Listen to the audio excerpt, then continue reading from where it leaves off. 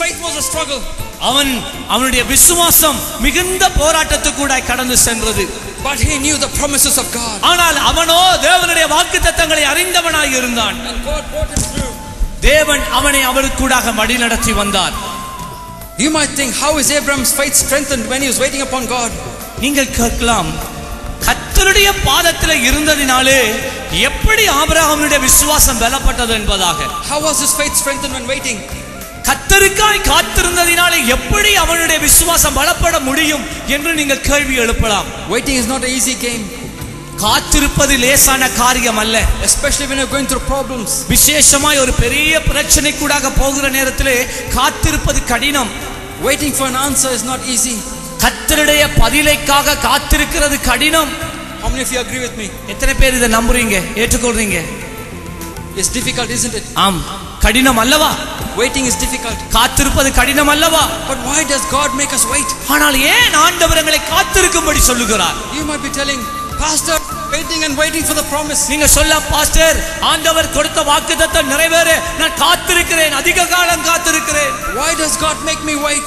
ஏன் என்னை இதுவரைக்கும் காத்திருக்க பண்ணுகிறார்? In Isaiah chapter 40 verse 31 it says, ஏசாயா 40:31 என்ன சொல்லுகிறது? They that wait upon the Lord shall renew their strength. கர்த்தருக்காய் காத்திருக்கிறவர்கள் தங்கள் பலனை புதுப்பிப்பார்கள் என்று வேதம் சொல்லுகிறது. They shall renew their strength. அவர்கள் தங்களுடைய பலனை புதுப்பிப்பார்கள் என்று சொல்லுகிறது. What was Isaiah talking about here? ஏசாயா என்னத்தை குறித்து பேசுகிறான்? Listen to this, friends. இதை கேளுங்கள் நங்கள் நண்பர்களே. Isaiah was a man who took care of the sheep. ஏசாயா மந்தையை மேய்த்தொருவனாக இருந்தான். So as he was taking care of the sheep, he would look at the eagles flying in the sky. ஏனென்றால் இப்படியாக அவன் மந்தையை மேய்க்கிற வேளையிலே வானத்திலே பல கழுகுகள் பறந்து கொண்டிருக்கும், அவற்றை அவன் கவனிப்பதுண்டு. Because in that verse he says, they that wait upon the Lord shall renew their strength. ஏனென்றால் அவன் சொல்லுகிறான், கர்த்தருக்காய் காத்திருக்கிறவர்கள் புதுப்பலன் அடைந்து they will rise up as eagles. கழுகுகளை போல உயர எழும்புவார்கள் என்று அவன் சொல்லுகிறான். They will rise up above. அவர்கள் உயர எழும்புவார்கள் என்று சொல்லுகிறான். The eagle has the ability to rise up above.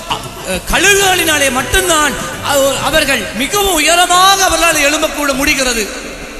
How is this eagle renewed? எப்படி கழுகு தன்னுடைய பலத்தை புதுப்பிக்கிறது? Isaiah used to watch this bird, eagle. இந்த கழுகை ஏசாயா தீர்க்கதரிசி கவனமாய் கவனித்திருக்கிறான். This bird, eagle, is a powerful bird. இந்த கழுகு மிகவும் வல்லமையான ஒரு பறவை. It has got very hard beak that can tear into the flesh of animals. அதனுடைய சொண்டு மிகவும் கடினமானது. அதனாலே தான் அவைகள் அந்த மிருகங்களை பிடித்தால் மிகவும் தன்னுடைய கூரிய அந்த சொண்டினாலே அந்த கடினமான அந்த இறைச்சியை அது பிச்சு எடுக்கும். And then it has got claws that can go into the flesh of animals. அது மட்டுமல்ல, அந்த கைகளில் கால்களிலே இருக்கிறதான நகங்கள் மிகவும் கூர்மையானவைகள். அது ஒரு காரியத்தை பிடித்தால் அந்த நகங்கள் முழுவதும் அந்த மிருகத்துக்குள்ளே போய்விடும். People have recorded almost 3 inches of the nails of the eagle. சிலர் இதை இந்த ஆராய்ச்சி பண்ணவர்கள் கண்டுபிடித்திருக்கிறார்கள், ஒரு கழுகையினுடைய ஒரு விரலிலே இருக்கிற நகம் 3 அங்குலம் நீளமானது என்பதாக. So as it holds onto the prey, the claws gets into the. ஆகவே அது பிடித்துக் கொள்கிற பறவையாக இருக்கட்டும், மிருகமாக இருக்கட்டும், ஒரு மீனாக இருக்கட்டும், அது கால்களினாலே பிடித்த உடனே அந்த 3 இன்ச்சு அங்குலம் அந்த நகங்கள் அந்த அது பிடித்த அந்த மிருகத்துக்குள்ளே அது போய்விடும். And then it's got its wings. அது மட்டுமல்ல, அதற்கு ஒரு நீண்ட சிறகு இருக்கிறது. Look at the eagle next time in the sky. அடுத்த முறை ராஜாளிய கழுகு பறக்கிறதை நீங்கள் பாருங்கள். He doesn't flap his wings. எப்பொழுதும் காகங்களைப் போல அவைகள் சிறகடித்து பறப்பதில்லை. Just by few feathers he will just glide along. பாருங்கள், அதனுடைய சிறகிலே தொங்கல்ல இருக்கிற ஒரு சில சிறகுகளை கொண்டு அது அங்காளையும் இங்காளையுமாக அது சரிந்து பறக்கும். There comes a time in the eagle's life. இப்படியான கழுகினுடைய வாழ்க்கையில் ஒரு நாள் வரும். The prime of its life. அதனுடைய வாழ்க்கையின் உச்சக்கட்டம் அது. It will find a rock. ஒரு கட்பாறையை அது கண்டுபிடிக்கும். It will sit on the rock. அந்த கட்பாறையிலே அது அமர்ந்து விடும். And with its beak it will pluck all its feathers. அதனுடைய சொண்டினாலே தன்னுடைய சொந்த அந்த சிறகுகளை அது ஒன்றொன்றாய் கழட்டி விடும். Those same feathers that helps it to fly, it plucks it out. எந்த சிறகுகள் அந்த அந்த கழுகை பறக்க வைத்ததோ அவை எல்லாவற்றையும் இது கலட்டி விடும். And then with the beak it will rub the beak against the rock. பின்பதாக சிறகுகளை கலட்டி விட்டதுக்கு பின்பதாக அதனுடைய சொண்டை அந்த கல்லிலே போட்டு தேய்த்து கொண்டு இருக்கும். Until the beak breaks and falls off. அந்த சொண்டு உடைந்து கீழே விழும் அளவுக்கு அது அந்த சொண்டை போட்டு கல்லிலே உறைந்து கொண்டே இருக்கும். And then its claws, it will scratch the rock with its claws. அதன் பின்பதாக தன் கை ரெண்டு கால்களினாலும் அந்த கற்பரை போட்டு சுரண்டி கொண்டே இருக்கும். Until the claws break. அந்த கைகளிலே இருக்கிற நகங்கள் முறியும் வரைக்கும் அவைகள் அப்படியே செய்து கொண்டிருக்கும். At this time the eagle is the most vulnerable bird. இந்த வேளையிலே இந்த கழுகு எந்த ஒரு பறவையினாலேயோ இல்லை என்றால் மிருகங்களினாலே லேசாக பிடிக்கக்கூடிய ஒரு நிலையிலே அது இருக்கும். It has got a bleeding beak. ஏனென்றால் இப்ப அதனுடைய வாயிலே இருந்து ரத்தம் கொட்டிக் கொண்டிருக்கும். Through his legs. கைகளிலே இருந்து நகங்கள் முழுதையும் கலட்டினபடினாலே கைகளில் கால்கள் முழுவதும் பாதங்களிலே இருந்து ரத்தம் வழிந்து கொண்டே இருக்கும். It cannot fly now. இப்பொழுது சிறகுகள் இல்லாததினாலே பறக்க முடியாது. And what does the eagle do at this time? அந்த வேளையிலே அந்த கழுகு என்ன செய்கிறது? It sits on a rock high in the mountains. உயரமான கன்மலையிலே அது உட்கார்ந்து கொண்டு இருக்கும். And it waits. அது காத்திருக்கும். It waits. அது காத்திருக்கும். It waits. அது காத்திருக்கும். And this is what Isaiah said. இதைத்தான் upon the Lord. இதைத்தான் ஏசாயா சொல்லுகிறான். கழுகுகளைப் போல கர்த்தருக்காய் காத்திருக்கிறவர்கள் கழுகுகளைப் போல என்று சொல்லுகிறான். And then the eagle, as it waits, it begins to renew its strength. இப்படியாய் அது காத்திருக்கிற வேளையிலே அந்த கழுகுக்கு புதிய ஒரு பலன் உண்டாக ஆரம்பிக்கும்.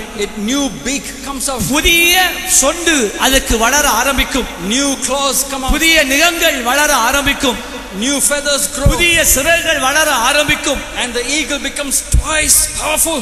முன்னே இருந்ததை பார்க்கிலும் இரட்டிப்பான வல்லமை உள்ளதாய் அந்த கழுகு மாறி விடுகிறது. Friends, in the most difficult times of our life, let us wait upon the rock, Jesus Christ. நண்பர்களே, எங்களுடைய வாழ்க்கையிலே மிகவும் கடினமான காலங்களிலே கண்மலையாகிய இயேசு கிறிஸ்துவின் மேலே அந்த கழுகுகள் நிற்கிறது போல நாங்கள் நிற்க பழக வேண்டும். Just like the eagle, let us wait upon the Lord. எப்படி அந்த கழுகு காத்திருக்கிறதோ அதே வண்ணமாய் நாங்கள் காத்திருக்க வேண்டும். So that our faith is renewed. ஏனென்றால் அப்பொழுதுதான் எங்களுடைய பலன் மீண்டும் எங்களுக்குள்ளே வர ஆரம்பிக்கும். Look at verse 21. 21வது வசனத்தை பாருங்கள். Being fully persuaded that God had power to do what he had promised. தேவன் வாக்கு பண்ணினதை நிறைவேற்ற வல்லவராய் இருக்கிறார் என்று முழு நிச்சயமாக நம்பி தேவனை மகிமைப்படுத்தி விசுவாசத்திலே வல்லவனானான். How was Abraham now? இப்பொழுது ஆபிரகாமுடைய நிலை எப்படி இருக்கிறது? It says he was fully convinced. அவன் முழு நிச்சயமாய் நம்பினான் என்று சொல்லுகிறது. He was fully persuaded. அவன் முழுமையாக ஆண்டவரை பின்பற்றினான் என்று சொல்லப்படுகிறது. That God had power. ஆண்டவர் வல்லமை உள்ளவர் என்பதை அவன் நம்பினான். Friends, this morning, நண்பர்களே, இந்த காலை வேளையிலே I want you to, like Abraham, ஆபிரகாமை போல நீ மாற வேண்டும் என்று நான் விரும்புகிறேன். be fully persuaded. ஆண்டவரை முழு நிச்சயமாக நீ நம்ப வேண்டும். And absolutely convinced about the promise of முழு God. நிச்சயமாய் அவருடைய வாக்குத்தத்தத்திலே நீ உறுதியாக இருக்க வேண்டும். Are you convinced today God is able to do it? ஆண்டவர் உனக்கு சொன்னதை செய்ய வல்லவராய் இருக்கிறார் என்று முழு நிச்சயமாய் இந்த காலையிலே இருக்கிறாயா? Are you convinced that God has power to change your life? உன்னுடைய வாழ்க்கையை மாற்ற தேவன் சர்வ வல்லமை உள்ளவராய் இருக்கிறார் என்று முழு நிச்சயமாய் நீ நம்புகிறாயா? Do you have faith, friends? நண்பர்களே, இன்று தேவன் மேலே உனக்கு நம்பிக்கை இருக்கிறதா? Are you convinced நீங்கள் முழு நிச்சயமாய் நம்பிக்கொண்டிருக்கிறீர்களா? that God has power to do what he has promised? அவருடைய வாழ்க்கையிலே வைத்த திட்டத்தை நிறைவேற்ற வல்லவர் என்று நம்புகிறீர்களா? What was the promise that we read earlier in Jeremiah chapter 9? எரேமியா 29:11 ஆண்டவர் கொடுத்த வாக்குத்தத்தம் என்ன? I have plans for you. என்ன?